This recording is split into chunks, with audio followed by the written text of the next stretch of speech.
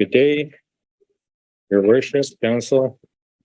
My name is Jeff Snicer. I live off of Schubert Drive, and I'm here today speaking on behalf of the KCSC Association.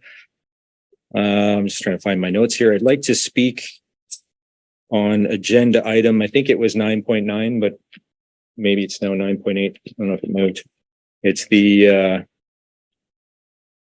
it's the UMO Transit Fare. Thank you. So I just reviewed this document. It's very interesting. It seems that technology has come a long way. It sounds like the UMO Transit Fare is going to be a change for the positive for the experience of the ridership in Kamloops.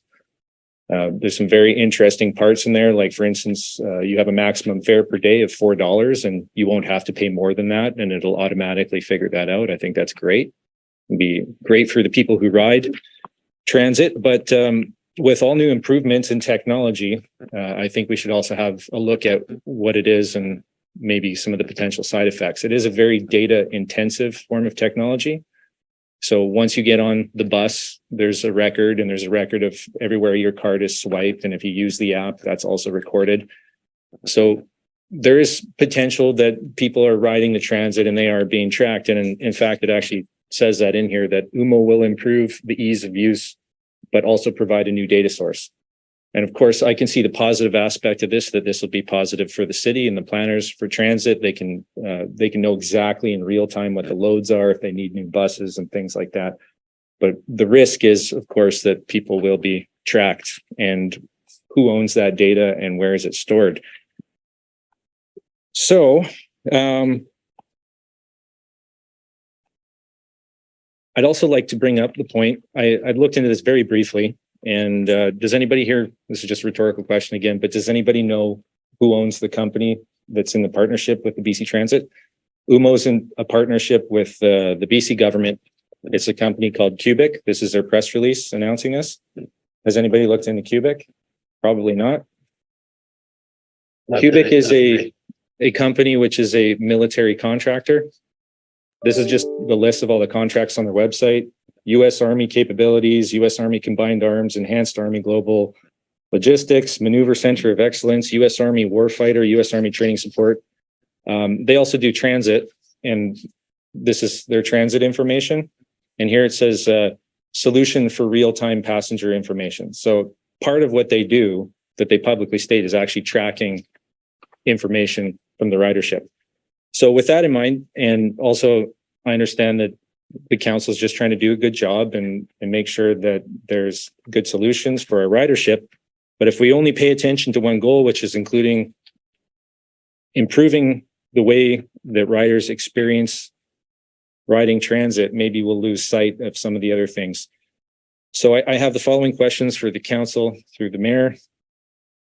Has the city completed a privacy risk assessment, or has BC Transit completed a privacy risk assessment, or has the BC government completed a privacy risk assessment as required under the FOI PPA?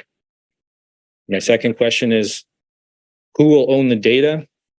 Where will that data be stored, and how will it be used? My third question is, how can the people of Kamloops be assured that this data will not be used to track them in their daily lives?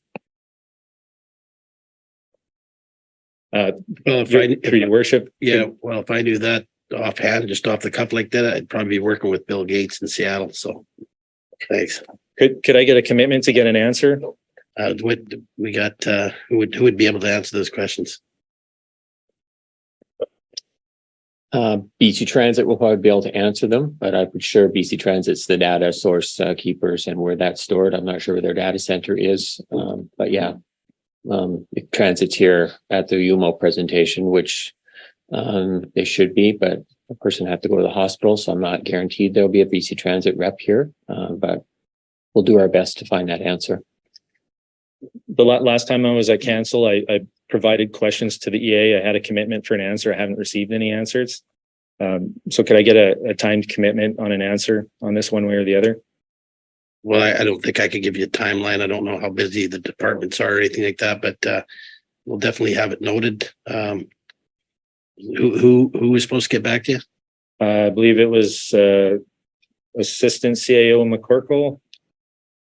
Pardon me if I got the job title wrong. Maybe you could update email again or wherever it was, you'll have the information. Okay.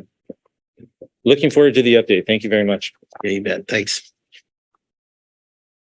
Anyone else in the gallery like to speak?